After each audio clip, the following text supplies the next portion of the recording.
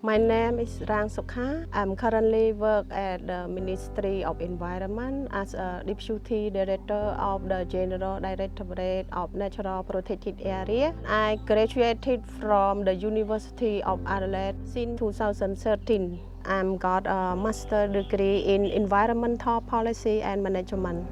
I have received research grant from Australian Award, and my topic the impact of women in climate change and the preparedness strategy to adapt with climate change. Women play an important role in doing agriculture like rice field or cashew nut activity. The unpredictable of the climate can negatively impact to doing farming agriculture field in as the main income in their family, so they depend mainly on the weather, highly impact to their livelihood, so they cannot earn for this season when they expect to earn more, but it less than their expectation. They are facing a lot of challenges in adapting or adjust themselves to the unpredictable climate. They have very little initiative or method to cope with the drought or flood. Most of the respondents said that they really need some support from the local authority or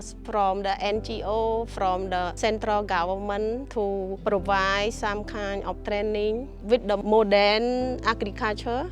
Training on how to feed the animal for the like the chicken or the pig.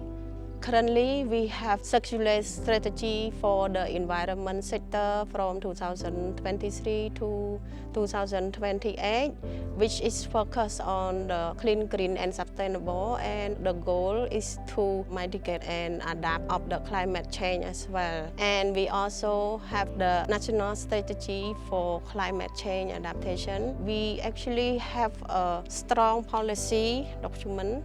So what we need to do more is just to widespread the policy. We are conduct the training or disseminate through the community.